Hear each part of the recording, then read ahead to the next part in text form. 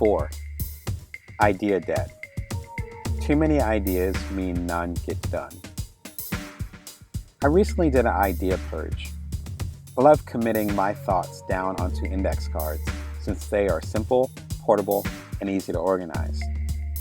I started decluttering over recent months and realized my pile of cards has gotten out of hand.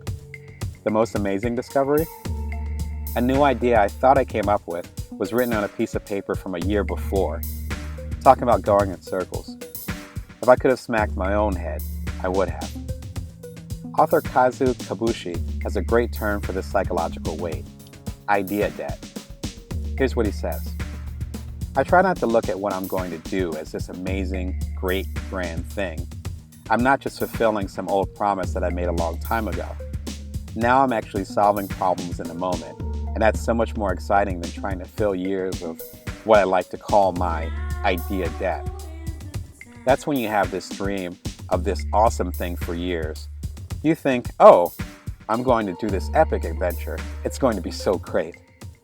The truth is, no matter what you do, it will never be as great as it is in your mind, and so you're really setting yourself up for failure. Kibuishi is talking about perfectionism, waiting for the perfect time to start the perfect idea. Entrepreneurs, and in a tip to my background, journalists, can't have this perfectionist approach because we A, have to bow to bigger deadlines, and B, we would never survive as entrepreneurs.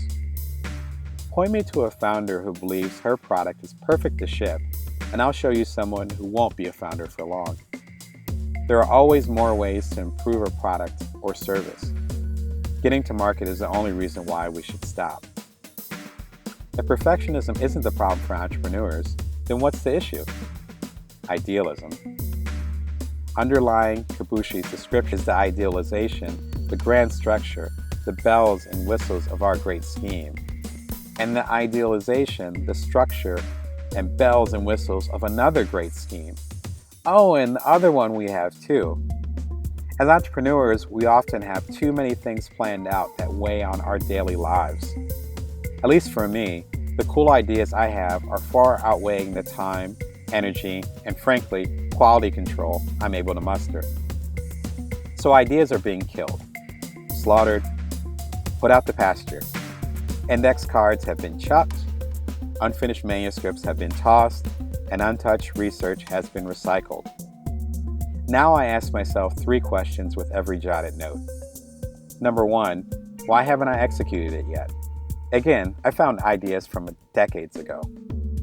From my passion and productivity to my sacrifice of sleep, I've managed to pursue and complete many goals recently. Chances are, there's a legitimate reason why this idea is on an old scrap paper versus being a properly executed plan. Number 2, why am I holding on to it? Often the idea of something is way more powerful than the will to create it. And if it is that powerful of an idea, then it will come back stronger after you dump it. 3, why am I defending it? By keeping that idea lingering, you have to, by nature, defend it against criticism from others and even from yourself. Otherwise, the idea would have been forgotten long ago. Unfortunately, we are so encouraged to defend our ideas and our beliefs, it's easy to neglect that we've outgrown them. And those ideas take space from potential new products.